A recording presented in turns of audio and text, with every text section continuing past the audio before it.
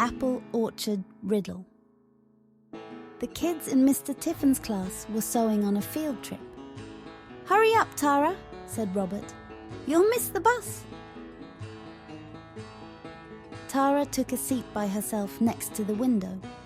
She liked to look outside and wonder about things. "Tara's in dreamland again," said Anna. "The lights are on, but nobody's home," said Eleanor. Tara didn't hear them. She was too busy daydreaming. When they got to the apple orchard, everybody hurried off the bus. Everybody except Tara. Tara walked off slowly. "It takes me a little more time to do things," she said. "Yes, I've noticed," said Mr. Tiffin. The class gathered around the orchard's owner, Farmer Hills. "Today," she said, "we are going to take a tour of the orchard. We'll see how apples are picked and how cider is pressed. We'll watch apples get peeled by a special machine, and we'll pick some apples off the trees.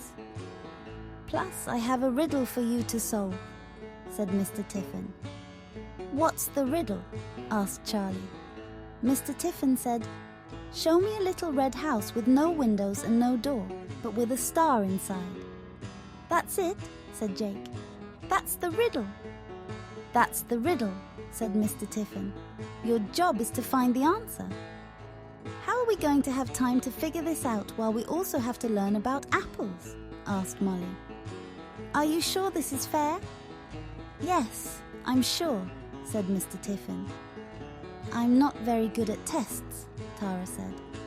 "That's lucky, because this is not a test," said Mr. Tiffin. The class walked along a path lined with trees stretching away as far as they could see.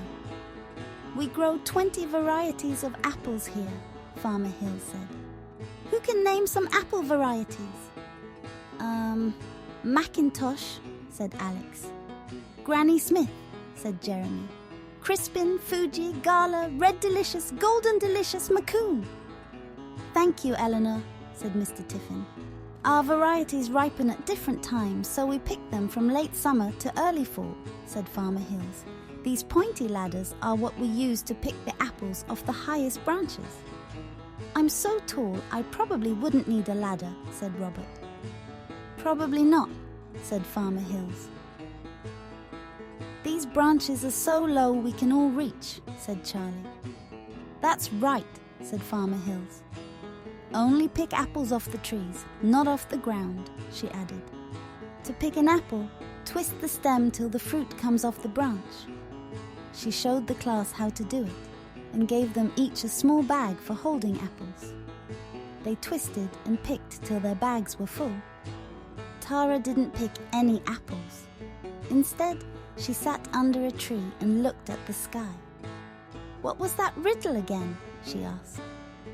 "Show me a little red house with no windows and no door, but with a star inside," said Eleanor, who was good at tests. There was an apple on the branch right above Tara's head. Tara twisted it off. "This is red," she said. Farmer Hills showed the class where the apples were stored. "We keep the apples cold and fresh in this storage barn," she said. "That way, folks can enjoy them all year round." Jake noticed something about the building. "A red house," said Jake. "And look, no windows."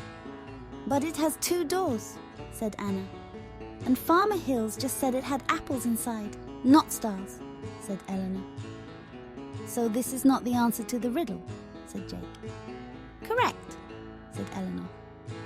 Tara wasn't looking at the barn. She was looking at her apple. She saw a tiny worm burrowing into it. "Hey, look who lives here," she said. "Yuck! Don't eat that one," said Robert. "I won't," said Tara.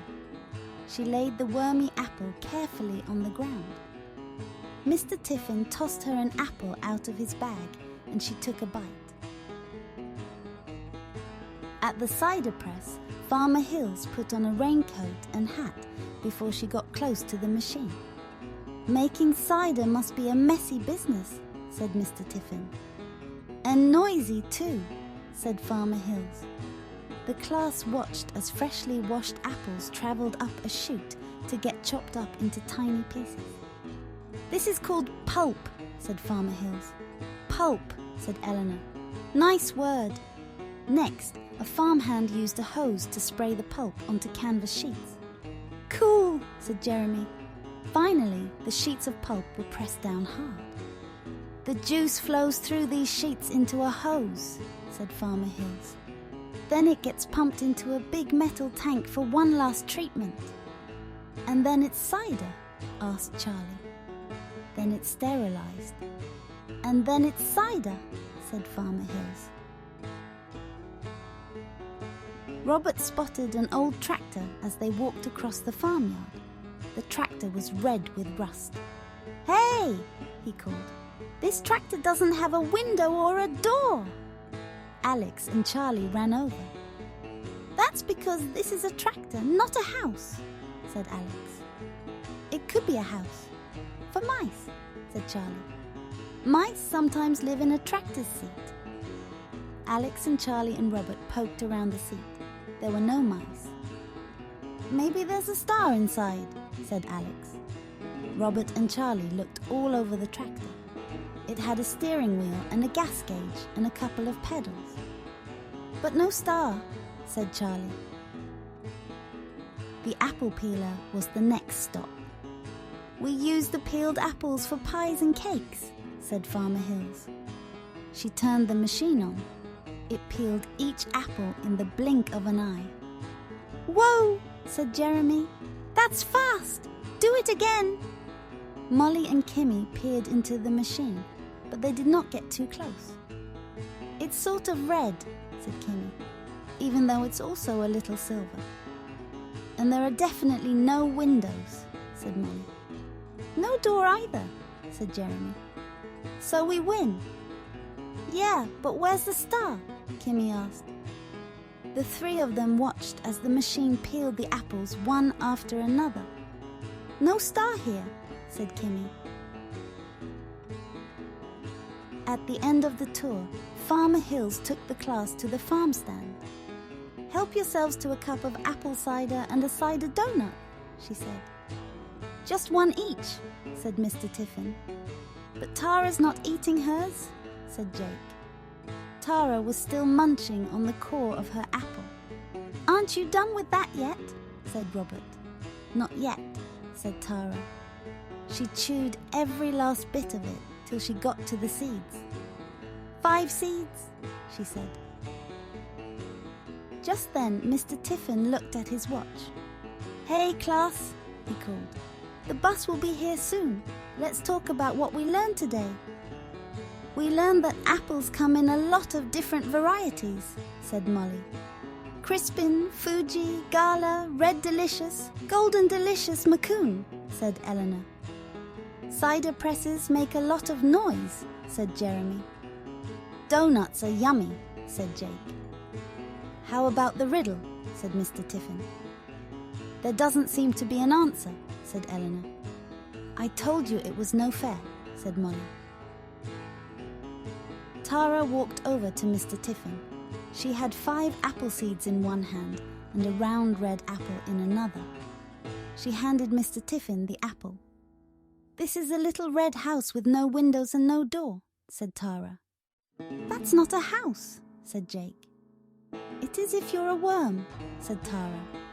Mr. Tiffin smiled at Tara. "Go on," he said. "I think there's a star inside this apple," said Tara, "where nobody can see it." "If nobody can see it, who cares?" said Robert. "I care," said Mr. Tiffin. "Let's take a look." The class gathered round. Mr. Tiffin took the apple out of Tara's hand. "Where's the hidden star?" he asked. "You'll see it if you cut it this way, right across the middle," said Tara. Mr. Tiffin borrowed a small knife from Farmer Hills. He cut the apple in half, right across the middle. When he pulled the apple apart, the class could see its 5-pointed star. "Hey, Tara was right," said Molly. Just then, the bus rumbled down the lane. "Let's give a cheer for Farmer Hill's class," said Mr. Tiffin, and they did. "The donuts were great!" Jake shouted.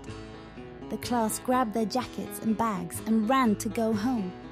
"Come on, Tara," said Mr. Tiffin. When she got to the bus, Tara chose the seat by herself. She took a bite of an apple with a star inside.